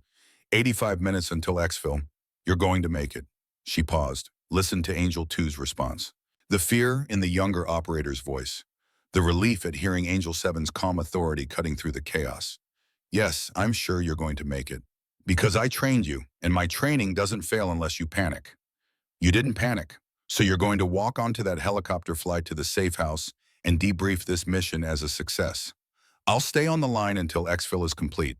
Reagan sat down with the phone pressed to her ear. Around her, the 6 simulated casualties were being assessed by the evaluators. All saves. 0 preventable deaths. Textbook execution under maximum stress while running a real operation 6,000 miles away. But Reagan wasn't thinking about the assessment anymore. She was thinking about Angel 2, Kayla Morrison, 26 years old. Former Army linguist recruited into Ghost program 2 years ago. Smart, capable, but young. Still learning to trust her training when the bullets were real and the fear was overwhelming. Reagan had trained Kayla personally. 6 months of intense preparation. Teaching her everything Ghost Frost had taught Reagan. How to think tactically. How to stay calm. How to survive when survival seemed impossible. Now that training was being tested in real time, and Reagan was 6,000 miles away, unable to do anything except talk Kayla through it and hope the training held. Hartley sat down beside Reagan. Didn't speak, just sat there in solidarity while she waited for the next 85 minutes to pass, waiting to hear whether her training had been good enough, whether Kayla would make it home, whether the next generation survived because the previous generation had taught them right. The silence stretched, broken only by the distant sounds of the training evolution continuing around them. Marines learning lessons that might save their lives someday. Instructors teaching techniques written in blood by people who'd learned the hard way. This was the mission now, not operating. Teaching, guiding from a distance instead of leading from the front. Trusting that the training was enough because you couldn't be there yourself. It was harder than Reagan had expected. Harder than any mission she'd ever run downrange. Because at least downrange she'd controlled the outcome. Here she just gave tools and hoped they were enough. 85 minutes later, the satellite phone crackled. Angel 7, this is Angel 2. Exfil, complete, asset loaded. We're wheels up, 0 casualties, mission success. Reagan closed her eyes, let out a breath she'd been holding for 90 minutes. Good work, Angel 2. I'm proud of you. Thank you for staying on the line. You didn't have to. Reagan's voice was firm. Yes, I did. Some debts don't have expiration dates. She ended the call, set the phone down. Her hands were shaking. Not from fear, from relief. From the weight of knowing she just saved another life from 6,000 miles away while pretending to run a training evolution. Hartley looked at her with an expression that mixed concern and understanding. You okay? I just proved something, Master Guns. What's that? I can lead from here. I don't need to be downrange anymore. I can guide them home from North Carolina. Maybe that's enough. Hartley nodded slowly. Your father would say that's the harder mission, being the voice that guides them through the dark instead of being the person walking through it. Reagan stood, brushed dirt off her uniform. The assessment wasn't over. There was still one more evolution, the hardest one. What's next? 24-hour patrol-based defense, no sleep, continuous security, leadership rotations, everything that matters in combat compressed into one day. Reagan looked at Brennan. He was sitting in the dirt 50 meters away, staring at nothing, processing, breaking down. The assessment was doing what it was designed to do, showing him what he actually was instead of what he'd been pretending to be. He's going to break, Reagan said quietly. Probably, Hartley agreed. Question is whether he learns from breaking or whether he just breaks. That's up to him. I can teach technique. I can teach tactics. But I can't teach someone how to handle failure. They have to learn that themselves. Your father said the same thing in El Salvador. Some lessons can't be taught. They have to be earned through pain. Reagan nodded, looked at the sky. The sun was setting. The temperature was dropping. In 12 hours, they'd start the 24-hour defense evolution. And somewhere in that 24 hours, Cole Brennan would discover what he was actually made of instead of what he'd been pretending to be. Reagan just hoped he survived the discovery. Because not everyone did. The 24-hour patrol-based defense began at 0600 on day 3 with a sky that couldn't decide whether to rain or just threaten rain for the next day straight. The kind of North Carolina weather that made you understand why the South had bred a particular kind of stubbornness in its people, the kind that came from refusing to let the humidity win. They'd established the patrol base in a clearing surrounded by pine forest thick enough to provide concealment, but sparse enough that you could see threats coming if you knew how to read terrain the way Reagan had learned to read it before she was old enough to drive. Brennan took first watch rotation. He positioned the security post with adequate spacing, established fields of fire that overlapped enough to prevent gaps. The basics were there. He'd studied the manual, knew the doctrine. But knowing and doing were separated by the kind of distance that only exhaustion could reveal. Reagan observed from the command post a depression behind a fallen oak that provided cover and elevation. She hadn't slept in 36 hours, didn't plan to sleep for another 12. Her body had learned long ago how to function on adrenaline and will when sleep became a luxury the mission couldn't afford. Hartley sat beside her nursing coffee that had gone cold an hour ago. He'd been awake as long as she had, maybe longer. 64-year-old discipline, keeping his eyes sharp when younger men were already starting to fade. He's doing okay, Hartley said quietly, watching Brennan move between positions. Not great, but okay. For now, Reagan said. Wait until hour 12. That's when the mistakes start. Hour 18 is when they become dangerous. Voice of experience. Helmand, Operation Desert Viper. 72 hours holding a compound with 5 operators against militia forces that should have overrun us in the first 12 hours. Reagan's voice was flat, factual. Hour 18 was when Lieutenant Sullivan started making calls that would have gotten us all killed if I hadn't been there to catch them. Her jaw tightened, the memory still raw despite 3 years and 6,000 miles of distance. He was exhausted, we all were, but he was the team leader. He had to make the decisions. And exhaustion makes you stupid in ways that get people killed. I had to correct him 3 times in hour 18. By hour 24, I was making the calls and he was executing. We'd reversed the chain of command because his brain had stopped processing risk correctly. Hartley was quiet for a moment. That's trust. He trusted you enough to let you lead when he couldn't. That's survival. He was smart enough to recognize his limitations before they killed us. Reagan's eyes tracked Brennan. Question is whether Brennan is that smart. By hour 6, Brennan was already missing details. Reagan watched him forget to rotate the watch at the North Post. Leaving Lance Corporal Reed on security for 3 hours straight, when doctrine said 2 hours maximum before attention degraded past reliability. She stood, walked over to Brennan, kept her voice low enough that only he could hear. Reed has been on watch for 3 hours. He needs rest or he'll miss something that kills us. Brennan looked at his watch. His face registered surprise, then embarrassment. He'd lost track of time. First sign of fatigue making decisions his brain couldn't process anymore. Right, thanks. He moved to correct the rotation. Reagan walked back to the command post, sat down beside Hartley. Hour 6 and he's already missing details, she said. You going to keep correcting him? Until he learns or until he breaks, whichever comes first. Hour 12 brought more mistakes. Brennan forgot to pre-position casualty equipment, leaving the aid bags in the command post instead of at each fighting position where they'd be accessible under fire. Reagan moved them herself, redistributing the equipment, while Brennan was checking the south perimeter. When he returned, he noticed the bags had moved, but didn't say anything. Pride or exhaustion, or maybe both, keeping his mouth shut. Hour 15 brought the first near disaster. Brennan wanted to send a 2-man patrol to check a suspected observation post without conducting a communications check first. Reagan intercepted him before he could give the order. Comms check before movement, she said. If they hit trouble, we need to hear it. Brennan nodded, ran the comms check, discovered that one of the radios had a dead battery. If the patrol had gone out, they'd have been operating without reliable communication. In a real environment, that's how people died alone. Good catch, Brennan said. His voice was thick with exhaustion. It's not a catch, it's procedure. You follow procedure or people die. That's not opinion. That's mathematics. Hour 18 arrived with Brennan micro-sleeping. Reagan watched him nod off, standing up, catch himself, shake his head, try to stay awake through sheer force of will. It wasn't working. He tried to reposition the machine gun team to a location with no cover and limited fields of fire. Just catastrophically bad judgment brought on by a brain that had stopped processing information correctly. Reagan stopped him with a hand on his shoulder. That position is a kill box. They'll be dead in 30 seconds if someone attacks from the east. Brennan stared at the position like he was seeing it for the first time. His eyes were glassy, unfocused. I don't understand. It has good visibility. Visibility isn't the same as cover. They can see the enemy, but the enemy can see them. And the enemy has the high ground. That's not a fighting position. That's a grave waiting to be filled. She walked him to a better location, 20 meters west, behind a natural berm that provided cover while maintaining adequate fields of fire. Here, they can see without being seen. They have cover if they take fire, and they have fallback positions if the enemy flanks. That's how you keep people alive. Brennan just nodded, too exhausted to argue, too exhausted to care, just trying to survive the next 6 hours. Reagan looked at Hartley. The old Marine was watching Brennan with an expression that mixed sympathy and assessment in equal measure. He's done, Reagan said quietly.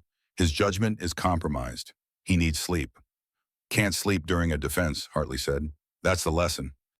The lesson is going to get him killed if we were doing this for real. But we're not. And sometimes the most important lesson is learning your limits. Reagan understood what Hartley was saying. This wasn't about Brennan succeeding. This was about Brennan understanding the gap between what he thought he could do and what he could actually do. That gap was where growth happened, or where people died, depending on whether they learned fast enough. Hour 20 brought a different kind of breaking point.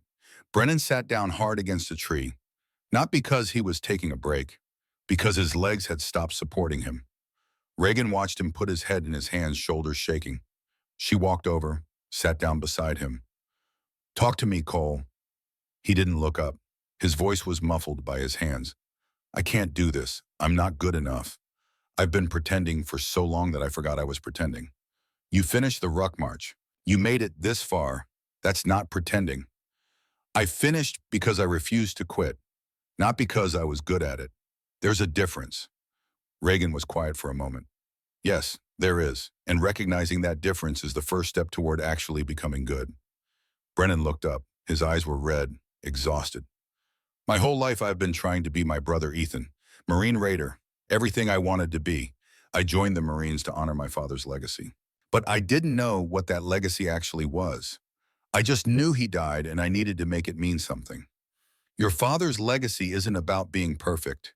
It's about surviving long enough to learn from your mistakes. How do you know? Because I saved his life in Kuwait, and the reason he needed saving was because he'd made a mistake. positioned his unit where friendly air support mistook them for enemy. That mistake should have killed him. Instead, it taught him. And he lived 2 more years because of it. Brennan was quiet, processing. I found a photo in his effects, a group of Marines in Kuwait. One face was blurred. There was a note on the back. Angel saved us. Never learned who she was. Reagan nodded. That was me. I was 17. Your father was 26. I held pressure on his chest wound for 40 minutes until medevac arrived. He survived because he was strong enough to endure the treatment and lucky enough to get help in time. And 33 years later, I shoved you in a mess hall and told you to go home. Yes, you did. Brennan's voice broke. I'm so sorry. I didn't know. I didn't understand. You couldn't have known. The operation was classified. I was never supposed to exist. Your father never knew who treated him. He just knew he survived. Master Gunn said his last words were, "Tell my son I tried to be brave." He felt shame about the friendly fire. Reagan's voice was firm. Your father didn't fail Cole. He survived friendly fire, got his men to cover, maintain security while wounded. That's not failure. That's heroism under the worst circumstances imaginable. She paused, let the words sink in. And now you get to decide what you do with that knowledge. You can let it break you or you can let it teach you. Your choice. Before Brennan could respond, a voice called from the edge of the patrol base. Cole. Reagan turned. A Marine in Raider uniform walked toward them. Late 20s. Same jawline as Cole, but with the relaxed confidence that came from having nothing left to prove. Ethan Brennan. He stopped in front of his brother, looked at Reagan. Petty Officer Frost. Captain Cole told me you're the operator who saved our father in Kuwait. Reagan stood, nodded. Corporal Brennan. Ethan turned to Cole. I got your message. About what happened, about what you've been learning. Cole met his brother's eyes. I've been trying to be you instead of being me. I know, that's why I'm here. Ethan's voice was firm, but not unkind. To tell you that you don't need to be me. You need to find out what Cole Brennan is actually good at, not what he thinks he should be. He glanced at Reagan. Sounds like you're getting a chance to learn from someone who can teach you. Don't waste it. Ethan extended his hand to Cole. They shook. Brothers separated by achievement, but connected by blood and the weight of a father neither had really known. Raiders isn't the only path to being a good Marine, Ethan said. Sometimes the best Marines are the ones who learn to teach instead of just fight. Think about it. He shook Reagan's hand, nodded to Hartley, then walked away, leaving his brother standing a little straighter. Cole looked at Reagan.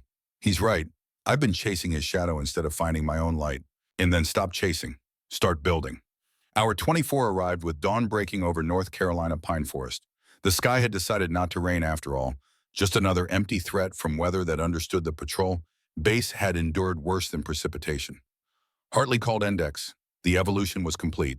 4 Marines were still functional. Brennan was one of them, but barely.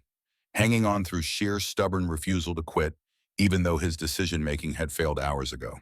2 others had maintained adequate performance. 1 had excelled. Reagan looked ready to continue indefinitely. Like this was just a training exercise. Like she'd done this for 72 hours straight in places where the bullets were real and the consequences were permanent. Because she had. Hartley gathered the participants, told them to clean up, hydrate, get ready for formation in 2 hours. Everyone required to attend, no exceptions. The formation assembled at 1400 hours on the parade deck under a sun that had decided to make everyone pay for 3 days of cloud cover by turning the temperature into something that felt personal. Every participant stood in ranks, cleaned up but still carrying the exhaustion of 3 days without real rest. Behind them stood the rest of the company called to formation for reasons nobody had explained, but everyone suspected meant something significant was about to happen. Reagan stood in the back rank again, same position as 3 days ago, but something had changed. The Marines around her weren't treating her like a squid who didn't belong anymore. They were giving her space, respect, the kind that couldn't be demanded or awarded, only earned. Captain Cole stood at the front of the formation. Beside him stood Commander Julia Blackwell, 52 years old with iron gray hair pulled back in a regulation bun and ribbons that told stories about places and operations that never made the news. Silver Star, multiple bronze stars with V device for valor, Purple Heart, and several ribbons that looked generic but meant something specific if you had clearances high enough to know what they really represented. Naval Special Warfare insignia, the SEAL Trident. Blackwell wore her authority quietly, didn't need to announce it. Just stood there and everyone knew she was someone who mattered. Cole addressed the formation. 3 days ago, I announced a leadership assessment. The results of that assessment will now be shared with the company. He paused, let the silence build like pressure before an explosion. Of the 10 participants, 4 maintained adequate performance throughout. 2 excelled. 4 failed to meet minimum standards in at least one critical evolution. He looked at Brennan. Corporal Brennan front and center. Brennan marched forward. His face was pale, but his back was straight. He'd showered and shaved, but his eyes still carried the exhaustion of 72 hours that had broken him down and shown him what he actually was instead of what he'd been pretending to be. Corporal Brennan, your performance during this assessment revealed significant deficiencies in tactical decision-making leadership under stress and physical endurance. However, it also revealed something more important. Cole's voice shifted, became less formal, more human. You finished, despite being broken down, despite making mistakes that would have gotten people killed in a real environment. You refused to quit. That's the foundation you build on. Everything else can be taught. Brennan nodded, said nothing, but something in his posture suggested relief mixed with determination. You're being reassigned to a training pipeline. 6 months. Combat instructor school followed by a billet at Paris Island. You'll learn how to teach before you try to lead again. Understood. Yes, sir. Good, but there's something you need to know first. Something about your father. Cole gestured to Hartley. The old Marine stepped forward, pulled a photograph from his pocket, the worn, faded image he'd carried for 33 years. Corporal Brennan, your father was Sergeant Marcus Brennan. Gulf War, friendly fire incident, January 29, 1991. Hartley held up the photograph. 6 Marines behind a burned-out M1 Abrams tank. Kuwait, night vision photography, grainy and greenish. This is your father, here third from the left, sucking chest wound from a 10 cannon fire. He should have died. He would have died, except for one person. Hartley pointed to a blurred figure in the background, kneeling beside a wounded Marine. This is the person who saved your father's life. She was 17 years old. He pulled out his phone, showed a digital version of the same photo, tapped the screen. The blur resolved into a face. Teenage Reagan Frost. Gray eyes, focused, treating a chest wound while 8 dead Iraqi soldiers cooled in the desert night around her. The formation went dead silent. Petty Officer First Class Reagan Frost, Hartley said. Call sign Angel, CIA asset. 8 confirmed kills that night. 30-plus Marines saved. Your father was one of them. Brennan stared at the photo, then at Reagan. His face cycled through disbelief, recognition, grief, gratitude. Your father lived 2 more years after Kuwait, Hartley continued. He came home. Your mother was 3 months pregnant. He got to know you were coming, got to prepare for your arrival. Then he died in a training accident 3 months after you were born, a vehicle rollover at 29 Palms. Hartley's voice was steady but carried weight. He never held you, never saw your face, but he knew you existed. And that knowledge, that hope, that future was a gift from the 17-year-old girl who held pressure on his chest wound for 40 minutes in the Kuwaiti desert while waiting for medevac that might never come. Brennan's legs were shaking. He looked at Reagan with an expression that held everything. Apology, gratitude, shame, understanding. His last words to me before he died, Hartley said, were, "Tell my son I tried to be brave." He carried shame about the friendly fire. Thought he'd failed because his positioning mistake led to the incident. But he survived, maintained security while wounded, got his men to cover. That's not failure, that's courage. Brennan walked over to Reagan, stood at attention. His voice was thick but clear. Petty Officer Frost, I formally apologize for my conduct. I assaulted you without provocation. I disrespected you without cause. I dishonored my father's legacy and my uniform. He paused, swallowed hard. I have no excuse. I can only ask for permission to earn back what I threw away. Permission to train under your instruction. To learn what real competence looks like. Reagan looked at him for a long moment, then spoke. Your father didn't fail, Cole, and neither did you. You just didn't know. Now you know. What you do with that knowledge is what matters. She extended her hand. Brennan shook it. Permission granted. Report to Quantico after you complete combat instructor school. You'll be in my first class. Thank you, ma'am. Commander Blackwell stepped forward. Her voice carried across the formation with the authority of 3 decades of naval special warfare operations. What you've just witnessed is the declassification of Operation Copper Fist, Gulf War 1991. The CIA Special Activities Division deployed a 17-year-old civilian asset with advanced sniper training to provide overwatch for Marine forces near the Kuwait border. She let that information sink in. A 17-year-old girl operating in a combat zone. The asset's call sign was Angel. 8 confirmed kills during a single engagement. 30-plus Marines saved from an Iraqi counterattack. 0 official recognition because the asset didn't officially exist. Blackwell looked directly at Reagan.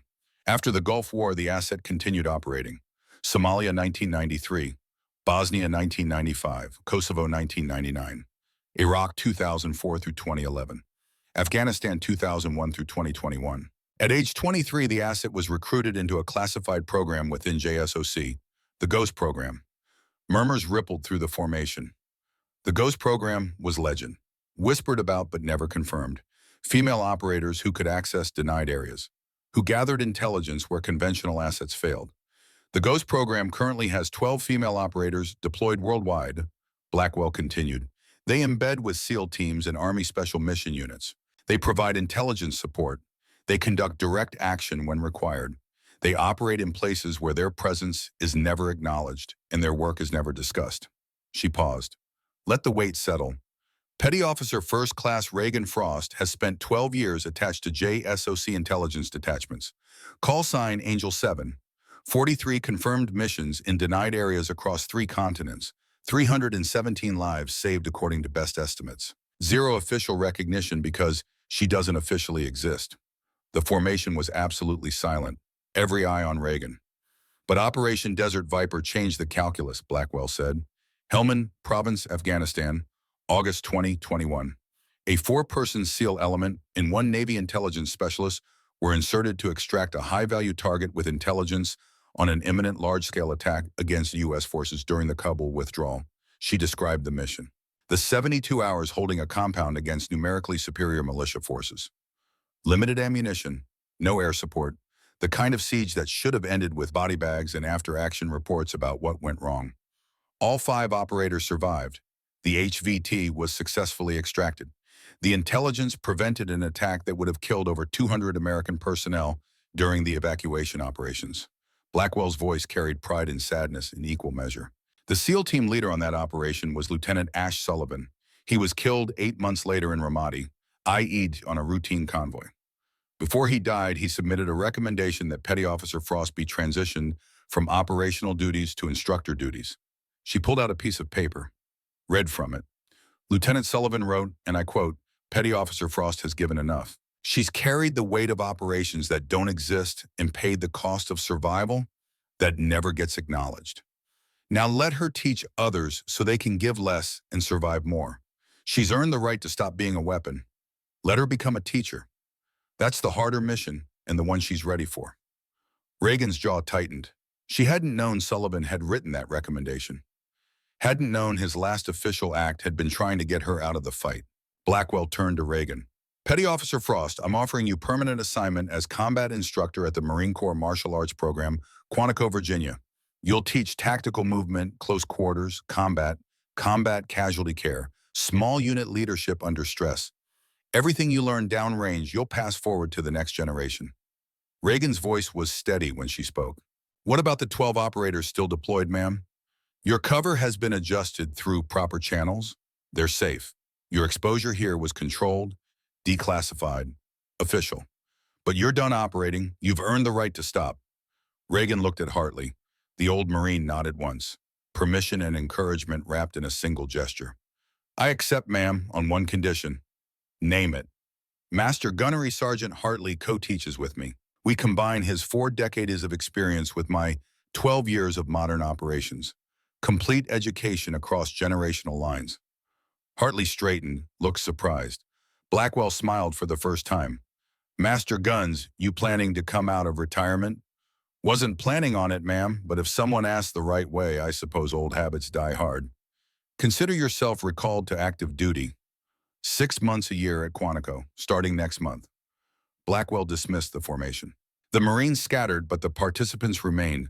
Brennan stood there holding the photograph of his father like it was the most valuable thing in the world. Staff Sergeant Hayes approached Reagan, extended his hand. Mogadishu, 1993, I never properly thanked you. Thank you for my life, ma'am. Thank you for every day I got after that market. Reagan shook his hand. Pass it forward, Sergeant. Teach others to survive. That's how you honor those 3 shots. Hayes nodded, walked away with purpose in his step. A 30-year debt acknowledged and transformed into mission. Hartley approached Reagan and Blackwell. We need to talk about Phoenix, he said quietly. Blackwell nodded. I've arranged transport. You leave tomorrow morning. Ghost Frost is having more bad days than good days now. The dementia is progressive. If you're going to see him while he still has lucid periods, it needs to be soon. Reagan's jaw tightened. How bad? Yesterday he thought it was 1987. This morning he had a lucid period, remembered everything. By afternoon he'd forgotten again. The windows are getting shorter. Does he know I'm coming? I called the facility this morning during his lucid period. He remembers you, remembers your career, asked if you'd figured out how to stop being a weapon yet. I told him you were working on it. Reagan nodded. Then we go tomorrow. The VIA hospital in Phoenix, set on the edge of the desert like a monument to the cost of service that outlasted the wars. Single-story buildings connected by covered walkways that provided shade from a sun that had stopped apologizing for the heat sometime around 1950. Reagan and Hartley arrived at 0800 hours. The air already carried the weight of a 100-degree day building toward 110. The receptionist directed them to room 247, long-term care wing. The hallway smelled like industrial cleaner, fighting a losing battle against the particular odor of age and medical necessity. Hartley stopped outside the door. You ready? Reagan looked at the door like it was an enemy position she needed to breach. No, but that's never stopped me before.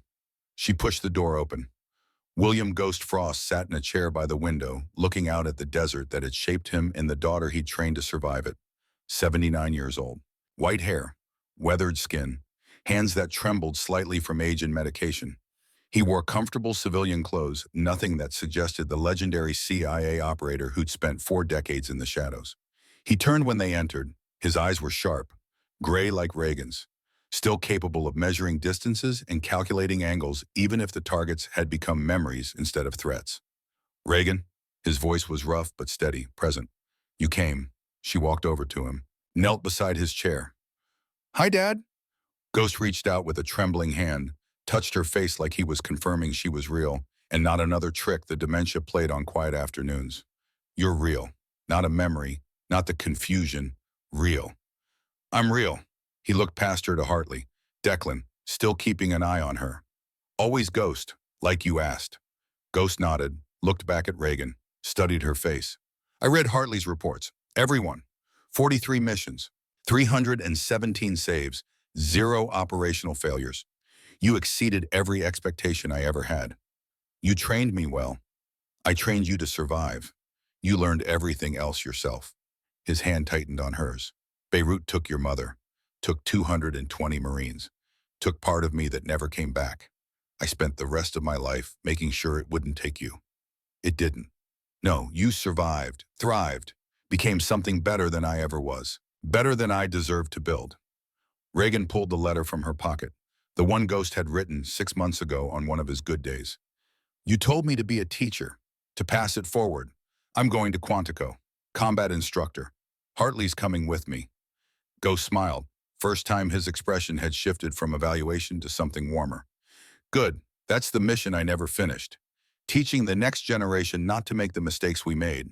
He paused, his clarity flickering like a candle in wind. Did I do right by you, Reagan, training you the way I did, sending you to Kuwait at 17, making you into something that had to carry so much weight? Reagan's voice was firm. You did right, Dad. You taught me to survive. You gave me skills that saved hundreds of lives. You made me into someone who mattered.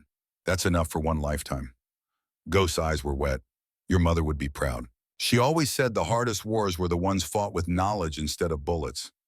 She'd be proud you're teaching now. I wish I'd known her. She's in you. Every lesson you teach, every life you save through training instead of combat. That's her legacy too. His clarity started to fade. You could see it in his eyes. The present is slipping away. Other times bleeding through. Is it 1991, he asked. Do I need to prep you for Kuwait? No, Dad, it's 2024. Kuwait was 33 years ago. You're in Phoenix. You're safe. Reagan, my daughter Reagan. His voice was confused now, lost. You're 12. We need to practice windage. You already taught me windage, Dad. I remember everything. Hartley stepped forward, knelt beside Ghost's chair. Ghost, it's Declan. Remember Kuwait? You sent Reagan to save my life. She did. She saved 30 Marines that night. Ghost's eyes focused briefly, a moment of perfect clarity cutting through the fog. Declan? Kuwait, the friendly fire. He looked at Reagan. You saved them. Yes, Dad. Did I teach you right? Did the training hold? The training held. It's held for 33 years. Now I'm passing it forward.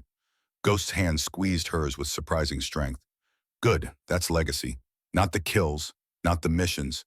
The knowledge that keeps going after we're gone. His eyes closed. When he opened them, the fog was back. But he smiled one more time before the present slipped away completely. Legacy, he whispered. Pass it forward. A nurse entered, apologetic but professional. I'm sorry, he needs his medication. And he gets agitated when visitors stay during confused episodes. Reagan stood, kissed her father's forehead. I'll come back next week, Dad, and the week after, as often as I can. Ghost didn't respond. He was staring out at the desert, seeing something only he could see. Some other time. Some other war. Reagan and Hartley left the room, walked down the hallway in silence. Made it to the parking lot before Reagan's composure finally cracked. She sat on a bench in the shade of a mesquite tree.